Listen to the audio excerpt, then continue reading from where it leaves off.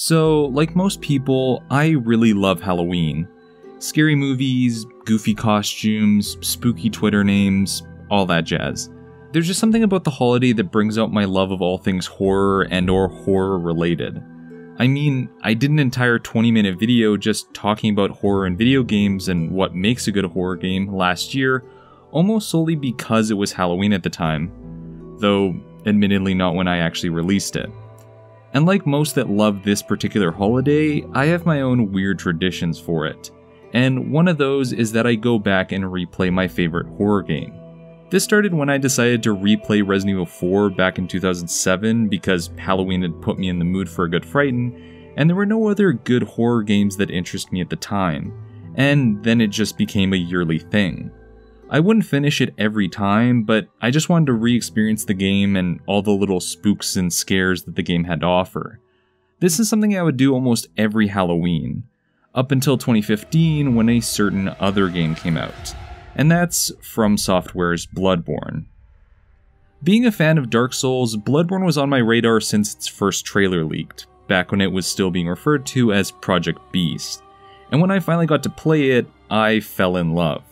The game incorporated a lot of elements from the Souls series that I'm quite fond of, plus things I didn't even know I wanted, like the gothic architecture, Lovecraftian creature designs, and really uncomfortable innuendos. You're welcome to use whatever you find. Even the doll, should it please you. It was everything I could have wanted. So when Halloween 2015 came around, instead of loading up RE4 like usual, I instead put in Bloodborne, as it had become my favorite horror game to play. And that leads me to the whole point of this video: what makes Bloodborne a great horror game? Now, I know some of you might be saying, Bloodborne isn't really a horror game. It has zombies, vampires, and werewolves, sure, but it's a Dark Souls action RPG, not a classic horror game like your Resident Evils or Silent Hills. And yes, this is true, it definitely doesn't fit within the model of what we expect of the modern horror genre, being that it's more of a hack-and-slash RPG as opposed to a first-person shooter, though I would argue that Bloodborne is simply a different approach to your traditional horror games, as it has all the things that make for a good, spooky, fun time. An unfamiliar, strange setting, disempowered characters, feelings of isolation, strange and unnatural monsters, a menacing soundtrack, plus the occasional jump scare to keep you on edge. Now, a lot of these things could apply to its spiritual predecessor Dark Souls as well, as FromSoft likes to make the Souls games very uncomfortable. However, Bloodborne differentiates itself through its tone and execution. Essentially, it's not simply about the cliché horror motifs that the game is riddled with, but how the game uses and builds on them. Oh, you must be a hunter, and not one from around here either. To start at the beginning, after a rather foreboding dream, your custom character awakens in the sweet old Gothic Victorian town of Yharnam, and the first encounter you have sets up what your stay there will be like.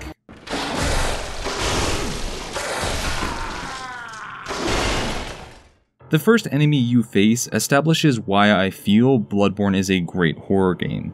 It's not just that you're fighting a bloodied werewolf in some creepy clinic, though that's almost reason enough. It's that you're so disempowered.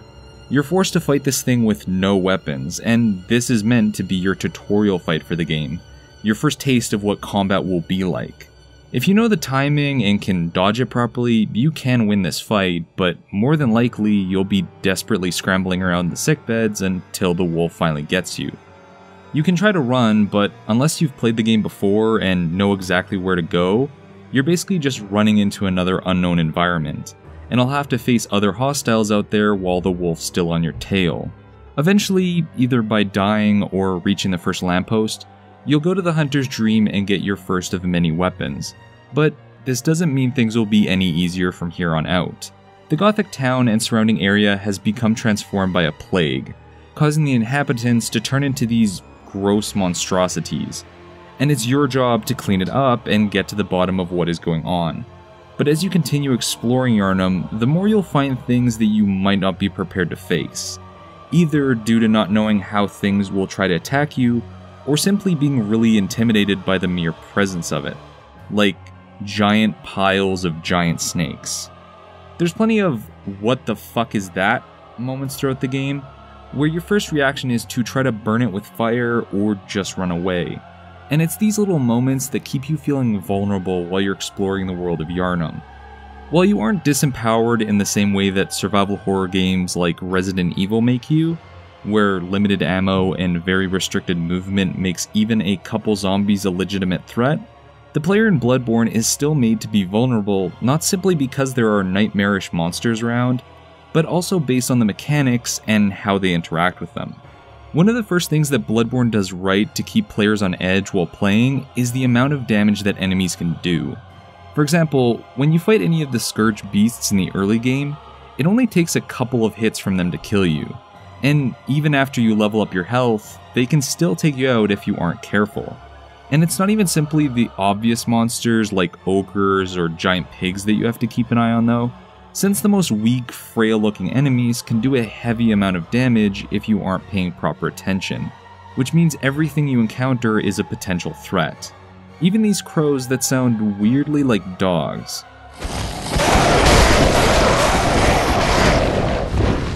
Now, you can recover health after being hit if you are quick enough to attack back thanks to the rally mechanic. But this means you have to make a snap decision if you want to put yourself in further danger by possibly getting hit again when you go for a counterattack, or pull back and heal using your limited amount of blood vials, making these moments rather tense when you're low on vials and in a fight with the more imposing monsters found in Yharnam. Having these quick decisions for the player reminds me of the QTE choices in horror games like Until Dawn, where one bad decision can mean life or death for a character.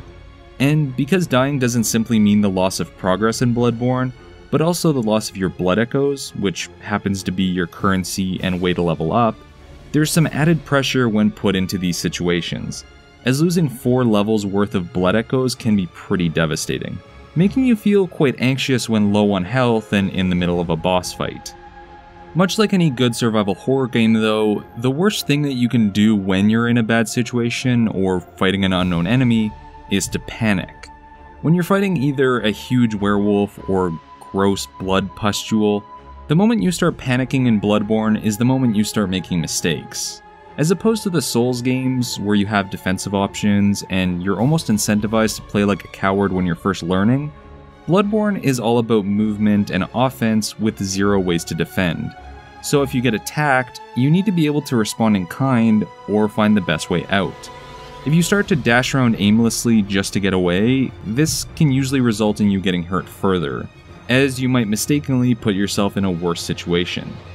This is typically the problem you see when people first fight Father Gascoigne, the werewolf hunter boss. He has very fast consecutive attacks when he transforms into his beast mode, and people's first reaction when this starts to happen is panic and keep dashing back just to get out of his way. But because he's constantly coming forward and tracks your movement, you just end up running out of stamina or in a corner, and then you're fucked. However, if you're able to keep a level head throughout the fight, it becomes much more simple to do, though that isn't exactly saying it's easy. Even though I've played this game multiple times, I find this boss fight makes me the most anxious, as I know how intense the latter half can be due to how aggressively he attacks. Again, I know it might not be traditionally scary, but I find it operates in a very similar way to how the best way to fight bosses in RE games, or go through something like PT, is keeping calm and knowing you aren't in any actual danger. And it's when you start to get scared and overly excited that you start to make more and more mistakes. What's wrong? A hunter unnerved by a few beasts? No matter. Without fear in our hearts, we're little different from the beasts themselves. But it's not just about fighting scary monsters that makes for a fun time in a horror game. It's also about how those monsters are placed and the world that surround them. And it's here that we have to look at Bloodborne's level design. In comparison to the other Souls games, Bloodborne's level design is more constricted and claustrophobic. The design of the world feels a lot like a giant labyrinth, with a lot of dark, tight corners where anything could be around the next bend or staircase, whether that be a hidden item or a new monstrous enemy, making it hard to feel completely comfortable while searching new areas.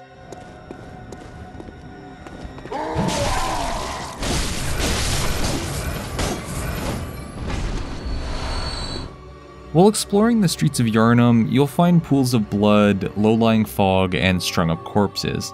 And while this all might seem a bit cliche, like something you'd see in your average haunted house, it's all about building an atmosphere, allowing the scarier moments to have more of an impact, with the best example of this being Old Yharnam. The first thing that happens when you step into the area is a declaration to back off and go back where you came from. Turn back at once. Old Yharnam, burned and abandoned by men, is now home only to beasts.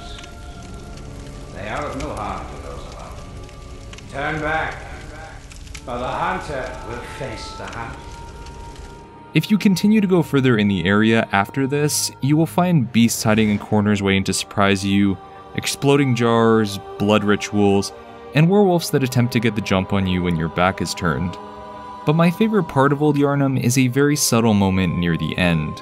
After yet another werewolf jump scare and you open the last shortcut in the area, as you continue toward Blood-Starved Beast's boss fight, you start to hear this unsettling screeching noise.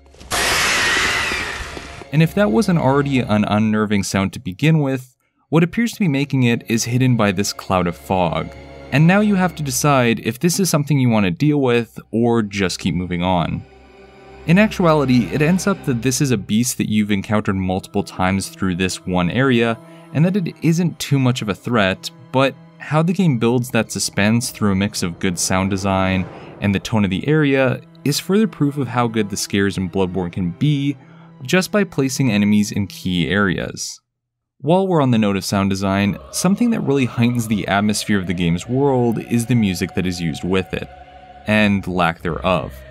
The music for Bloodborne was heavily influenced by the album Divinus by City of the Fallen, and was made to blend with the Victorian horror setting of the game. The soundtrack composition uses a lot of different instruments and sounds in order to achieve this effect, with plenty of strings, percussions, brass, and a full choir singing in Latin. But it's the use of violins and cello specifically, instruments that are often used in music to build up suspense and tension, that makes everything more dreadful, as well as gives a somber feeling to the environment, especially when it's put over top some of the more monstrous and suspenseful boss fights.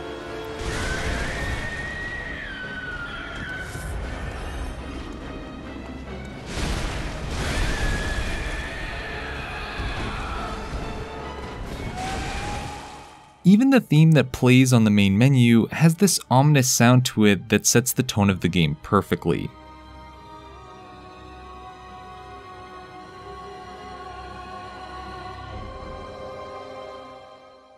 However, you can't have a game that only uses intense music, as that would be exhausting. So there are tracks that are meant to be soothing in a way, like the Moonlit Melody, which plays in the hunter's dream. These pieces are designed to be relaxing while the player upgrades their weapons or levels up. However, they also have a slight sinister undertone to them. I don't know if it's the lone singer, the violin track, or the eerily slow pace to it, but I can never feel completely at ease when listening to it.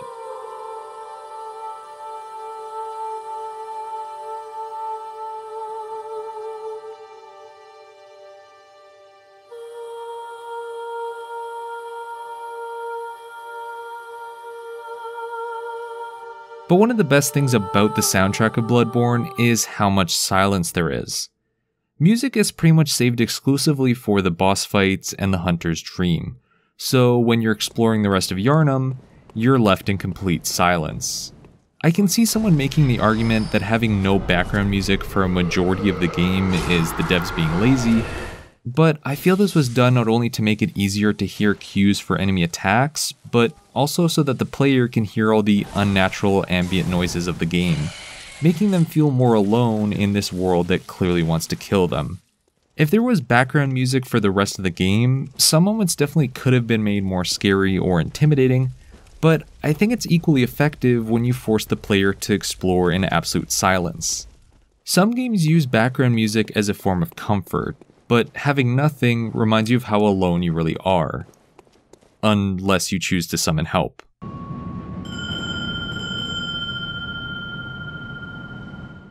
Now, I could end this analysis right here, but there's one more thing I have to talk about in relation to the horrors of Bloodborne. In case you didn't notice by all the tentacles and feelings of total helplessness in an indifferent universe, Bloodborne is heavily influenced by the works of classic horror writer H.P. Lovecraft, best known for creating the Cthulhu mythos among other things. A lot of Bloodborne's ideas and creature designs clearly take inspiration from Lovecraft's work, from the Shoggoth in the Nightmare of Mensis, to the frenzy mechanic replicating the Lovecraftian theme that trying to process the immense truth of the universe causes mere humans to go insane. If you want a really good rundown of the connection between Lovecraft and Bloodborne, I would highly recommend Super Bunny Hop's video on the subject. But I would add to it that it's easy to slap a few tentacles on something and say it's Lovecraftian. It's another thing to capture the very slow and menacing feeling that Lovecraft is known for, and that's what Bloodborne does incredibly well. The combat of the game may be fast and aggressive, but the way the story and the environment unfolds is much more methodical, especially once you reach the mid-game. It's not just that the game uses Lovecraftian designs and ideas to give the game some horror credibility, but how it builds up to them. At the start of the game, the things you encounter are more like they're out of a Castlevania game than that of Lovecraft, starting with werewolves, ogres, and giant rats. But around the midpoint of the game, things start to shift. As you progress through Bloodborne's world, the atmosphere of the land slowly begins to change due to certain events, beginning in the late afternoon when you first arrived, and ending on a pale blood moon after you've unleashed the old gods onto the world and the horrors that come with it. And as the world changes, so too does the way NPCs and enemies interact with you. Namely, the NPCs becoming more deranged, with their sanity being affected by the Great One's influence. This'll help you forget. Forget your troubles. Forget your cares. Something is clearly affecting the world, and even after you defeat Amygdala or the other grotesque beings from other dimensions, it feels like you're only skimming the surface of what is truly out there, and you're only getting tiny glimpses into what is going on, which is one of the most recurring themes in Lovecraft, that you're a tiny droplet in a giant cosmic pool, and you can't even comprehend the scale of the universe around you. Throughout the game, as you start to encounter more alien and incomprehensible things while delving further into the dreamlike world of Yharnam, you're never 100% sure what is going on or what kind of thing you'll find next. And that lack of true understanding is what I think is truly scary about the world of Bloodborne. So, overall, while it might not fit with the traditional idea of the horror video game genre and has some hits and misses, I think that Bloodborne makes for a fantastic horror game. The way it blends Dark Souls style of gameplay with Lovecraftian themes and Gothic Victorian setting is amazing at creating an intensely unsettling experience, and largely why I love it so much. In fact, I have such a fondness for Bloodborne that it is one of the few games that I've actually platinumed on PSN. So it gets to sit among prestigious titles like the Vita re-release of Sly Cooper and infamous Second Son. And while playing it so many times has dampened the scares in the game for me, as I know where every jump scare and grotesque monster is, that doesn't mean I can't go back and revel in the intense gameplay, the Lovecraftian designs, and beautifully eerie soundtrack. So this Halloween, consider loading up Bloodborne and delving into the world of Yharnam. But remember, Fear the old blood. Anyway, that'll do it for today. I hope you enjoyed this dive into the horrors of Bloodborne. If you did, make sure to like and subscribe if you haven't already, as it helps the channel a lot. And hey, let me know if there's any Halloween traditions you have, or horror games you love to go back to, even if you know where all the scares are. If you want to see more horror related content from me now, you can check out my video about what makes a good horror game, or my analysis of Resident Evil 7. Thanks for watching, and I'll see you next time.